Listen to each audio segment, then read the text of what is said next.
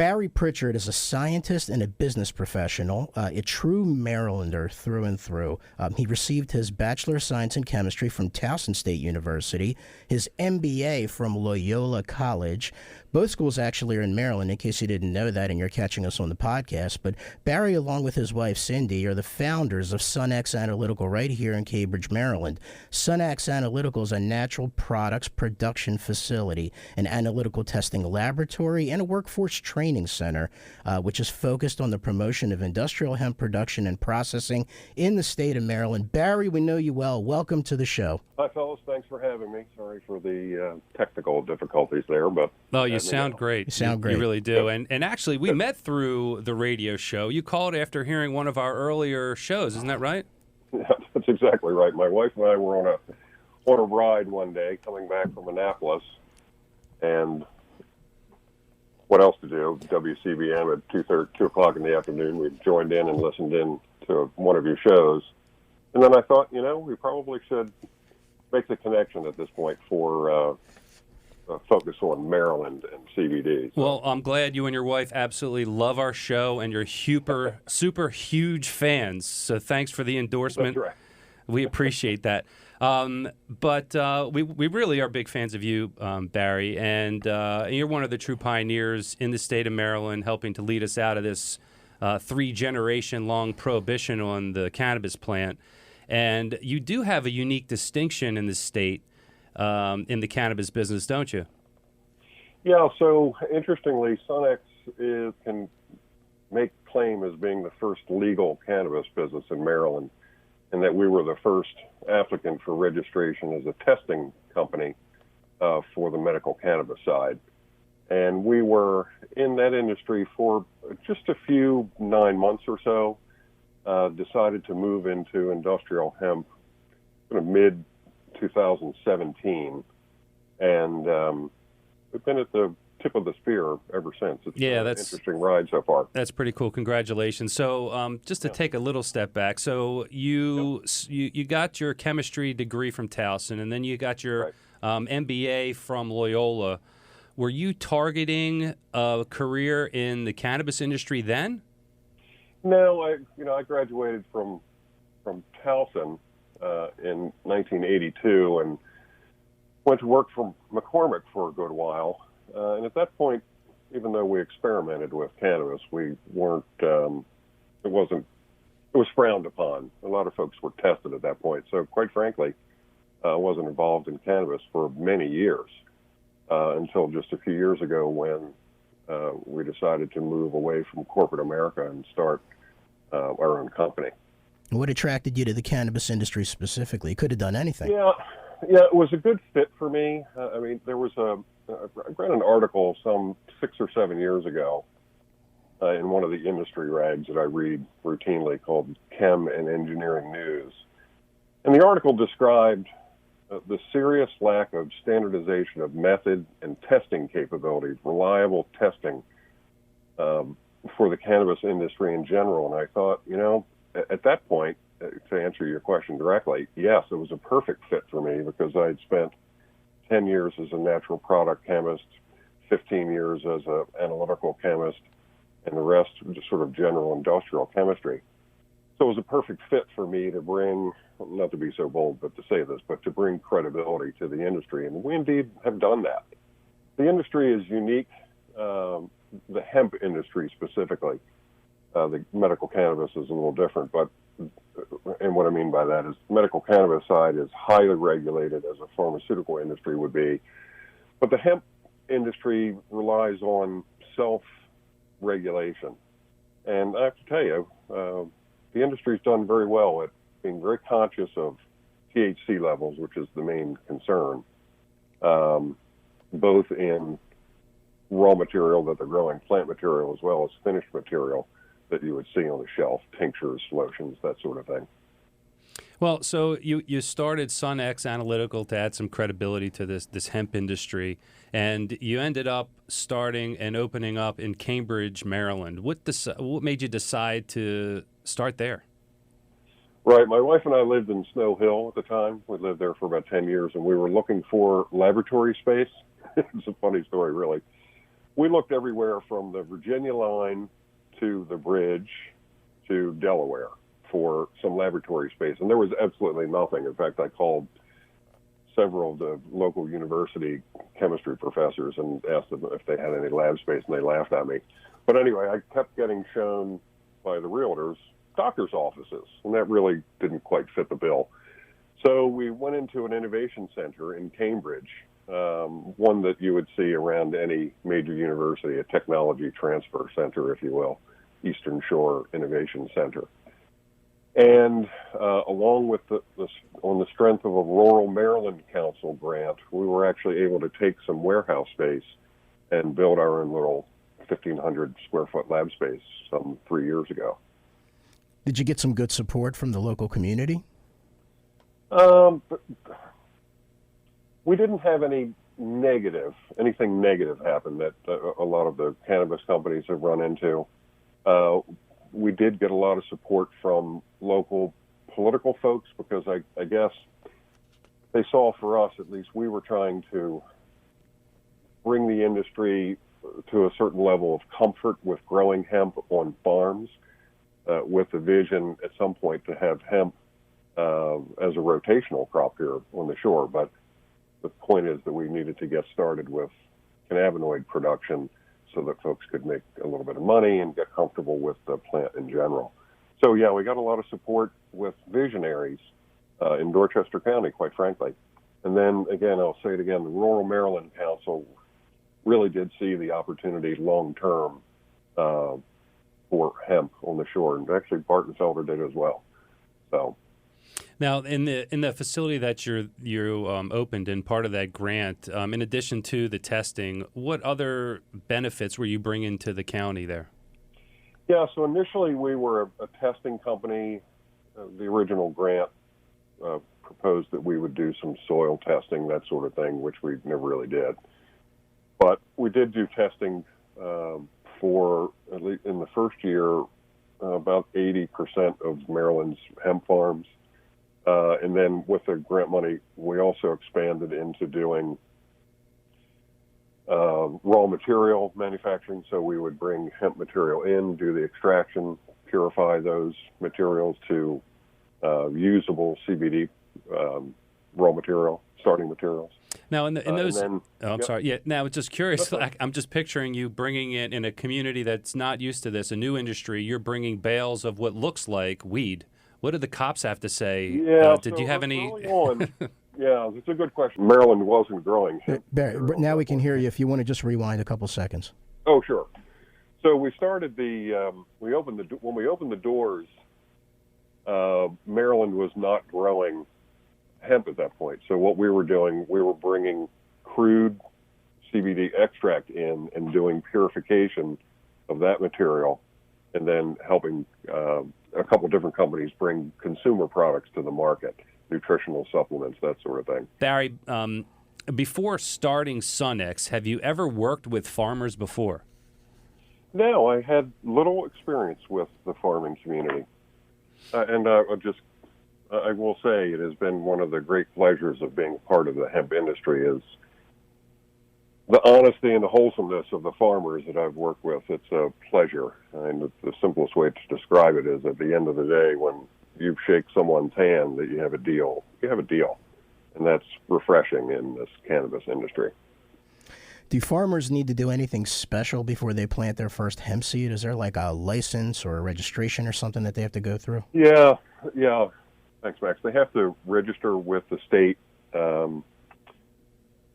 the Department of Ag, and at this point, it's a little confusing, but there are actually two programs that they can register under, either the 2014 farming bill or the 2018 one. We won't get into all the details around that. But one requires that you work with the university, and that gives you the opportunity to work with THC levels at 0.3, and the other is the new USDA program where it's a total THC at 0.3, and that's something we'd need a lot of time to describe. Mm-hmm. But I would suggest if someone is interested in getting into the industry, call me. and I'll get you in touch with any number of farmers that have had significant success in growing material. Most often, it's folks that have had experience with growing annual perennials. Of all things. Interesting. Yeah, and I was curious because there's one side of it where you need to get a permit and licensing. Right. Other than that, and you obviously offered your assistance and you could connect with other farmers. Is there guidance from USDA or any ag on best practices? Yeah, not really. We're all sort of foraging our own way, and at this point, most of us are 3 or 4 years into it. So, with an hour-long discussion, we can save folks a lot of time and anxiety. The main thing about this particular plant that grows well and keep the weeds down, and then I've learned a new term. It's called a truck harvest. Harvesting of hemp material is essentially done by hand. The more mechanized you become in your operation, the less efficient you are. So that's just a tip for me. And remember, I'm the guy that does the testing throughout the grow cycle. Now, Barry, I want to ask you a question. So we've heard that the actual hemp production has actually gone down. I've got some numbers here. So in 2019, an estimated 786 acres were grown in Maryland, and then in 2020, it seemed to have dropped by more than half. Can you shed some light on why that hemp production reduced so drastically? Yeah, interestingly, the first year of that 800 or so acres that apparently is on some website that you've gotten, only about 300 acres were actually grown that first year. There were about 90 growers.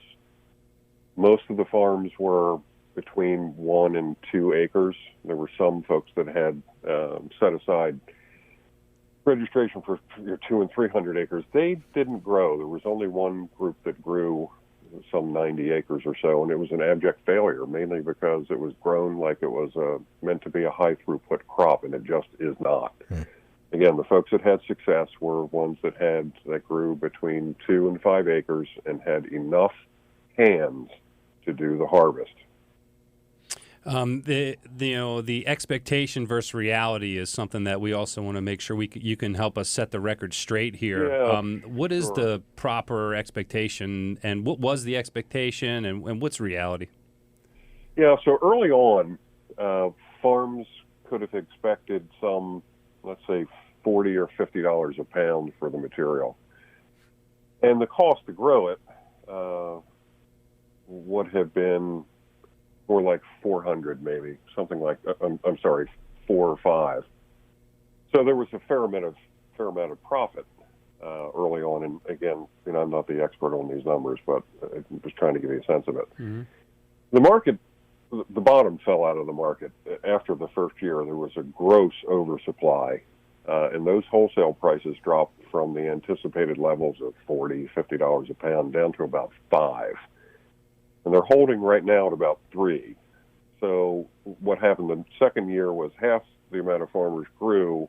They grew about 20% of the material, and we're going to see a similar reduction this year. So I would suggest, if you're a farmer and you're interested in getting into this industry, get into it mainly to learn about the product, learn about the processes. But don't expect to make a whole lot of money. If you come out breaking even, you're doing well. But the real opportunity, as we see it, and the vision that we have, is again, ultimately be a rotational crop, and you'll be ahead of the game by having spent the time to learn. And hemp is such let's call it a diverse type of crop. So of the acres that were grown, do you have some insight into, was it primarily grown for fiber or seed or, cannabinoids specifically? Yeah, there was the low-hanging fruit. So 95% of it was grown for cannabinoid, for flower and cannabinoid extraction. Okay. Only a few folks are growing for seed and seed oil. And then this year there are a few more farms that will be growing for fiber. And we're actually participating in a study around that with the University of Maryland to determine whether or not we can reduce the phosphorus levels in soil by growing the long leggy fiber hemp. Oh, that's great because there's so many benefits to the hemp plant. But I want to shift a little bit into your lab because that's really what we're here to talk about today. So you're all set up now. You have farmers that have, there's a lot of hemp grown. They show up at your door with some hemp. What happens from there? Right. So what we have done in order to support the community, because again, we're a fairly significant part of the infrastructure, but without farms growing, we don't have anywhere to go. So since the market dropped so much for raw materials, we had an idea that we would start working directly with farmers to help them make their own finished products so that they could take advantage of their own distribution channels. I mean, these folks sell a lot of product. They sell hydroponic tomatoes and lettuce and organic this and organic that, and they're in many different shops, grocery stores, that sort of thing. So we have been working with about 12 of Maryland's farms to help them make finished product, consumer nutritional supplements. That's what I was going to ask. So we're helping them. What are those? We're helping them make. Go ahead. Sorry, Barry. No, that's fine. So we're helping them make tinctures, similar to what you guys have. We're helping them make lotions, pain creams, face creams. We're doing some. We will be doing some work here very shortly with generating gummy bears, and ultimately, because we would like to be more of a pharmaceutical company, we're looking to be making gel caps, time-release gel caps, that sort of thing soon. But again, the point is that the local farms now have an additional outlet to make more money, because they were making maybe 2 or 3% of the overall cash flow, and if they were able to participate in the retail side, then they could make a fair bit of money to make it worthwhile participating. Do you see them asking more for organic type of products or more the pharmaceutical side of things? Yeah, so we have, when we talk to folks about what sort of products that they would like to generate, we give them a sense of where on the spectrum they want to be, and then we help them make those products. So, like you said, on one end, you're talking about the earthy products that are made more from raw materials, raw extract, and they are raw. They taste raw, right? Rather like eating grass. And then on the other side of the spectrum, through more refining, more pharmaceutical processes, we can make products that are quote unquote cleaner. And on that end of the spectrum, they tend to be THC free. So we talk with farms about what their vision is, and then we're able to design a product that fits their needs. Most often it's a full spectrum product that has all of the cannabinoids that the plant material provides, and then we add back the appropriate amount of terpenes that were originally there as well. Interesting. So a lot of formulating happens in the lab. And are there any risks in the lab? Are there any potential things that can go wrong? Yeah, I mean, the hazard for us is mainly that we are an ethanol extraction site. So we have a fair bit of ethanol around. So the trick is to keep ventilation high and all your containers in explosion-proof storage. So that's really the biggest concern for us. Barry, otherwise, it's pretty simple chemistry. Yeah. We've seen and we've talked about this, we've seen a huge boom in the hemp-derived THC market, which is an interesting thing. And we're talking about the Delta 8 THC, the Delta 10. We're hearing about Delta O or Delta Zero, Stephen and I are. What's this all about, Barry? Yeah, so I guess the simplest way to describe this from a regulatory standpoint is that the Farm Bill allows for hemp producers to do simple extractions with no real modifications of the chemistry. So whatever the plant provides, we're able to extract out and add as a component of our final formulations, as long as it's not above 0.3 THC.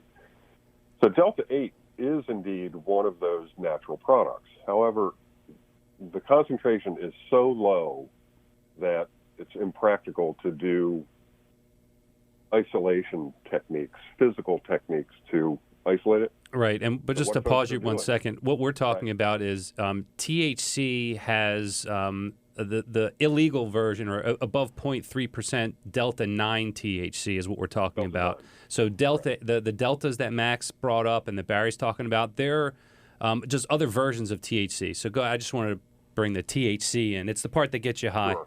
Yeah. Right. So there is some significant interest these days, Max, in Delta 8. And it's as simple as this. If you just imagine what Delta 9 looks like, I don't know, whoever knows. But it has a functional group, little chemistry here, in the 9 position. Okay, whatever. Delta 8 has that same functional group in the 8 position. So it's an isomer. It's a very similar product, but it's not exactly the same thing. So the dirty secret here is that in order to have Delta 8 come from hemp, you have to do chemistry on it. So it's not a direct extract. So from a regulatory standpoint, the FDA may say, oh, well, you're not following the hemp law because you're not extracting that. You're actually doing some chemistry on CBD to make Delta 8. So we're really not sure what direction ultimately the FDA will come down on, whether they'll side with the hemp farmers that, in my opinion, need this revenue outlet to survive, or whether they'll side with the medical cannabis guys that actually see it as a potential competitor. So I'm not sure. Yeah. So that's the Delta 8 thing. Delta 10, same story. It's another minor cannabinoid that can be manufactured through some chemistry. And then the O is actually THC acetate. Again, you have to do some chemistry to make that product. So it's not really naturally occurring. None of those are naturally occurring. Gotcha. Thanks for clearing that up, because I know it's a big question. People are seeing signs about it. From our perspective, from the Understanding CBD show, from Max and Stevens, we love the cannabis plant, period. There's CBD in marijuana. There's CBD in hemp. Maryland currently has, in many places in the U.S. government, in many states, there's a hemp program, and then there's a medical cannabis program. Do you see a day where they merge, or do you think they'll both continue on? Now, I know they talk back and forth because they need to collaborate, but do you see them staying separate, or do you see a day where they merge? Yeah, there's absolutely there's a crossover. There's crossover in technology, separation methods, isolation, testing, all the above. The issue for the future is that they're two distinctly different regulatory concerns. The medical cannabis side is more akin to the pharmaceutical industry. It is regulated as such and taxed as such. The hemp CBD side, or maybe Delta 8 and 10 and the others, will end up in consumer products. So the regulations will be less stringent. However, they'll likely follow more of a USDA kind of model for nutritional supplements and that sort of thing. So they're always going to be distinctly different industries. But I will tell you, and this is the comment that I didn't make about Delta 8, make sure that if you're looking to buy material, buy consumer products, Delta 8, CBD products, whatever it is, make sure that that product is coming from a reliable source and that it has been tested. There's a lot of funny business going on right now with this Delta 8 thing. Amen to that, Barry. Yeah, thanks, Barry. Well, I think it's been an incredible interview, Barry. There's so much more we want to get to, but we do have to end it now. What's the best way people can get in touch with you? Yeah, the simplest way is to check our website. The company name is Sun X, Sunx Analytical.com. And my email address is there. Feel free to contact you guys, and you guys may give my phone number out if you like as well. Yep, absolutely. Reach out to us, and we're happy to help you in any way we can. Barry, have a great rest of your Sunday. Thanks, If I Barry. can make one more comment. Sure. Yes. Your Understanding CBD thing is awesome. That makes the difference in the industry between good players and bad players. Thanks, brother. All the best to Cindy, too. Take care. Thanks, Barry. Thank you.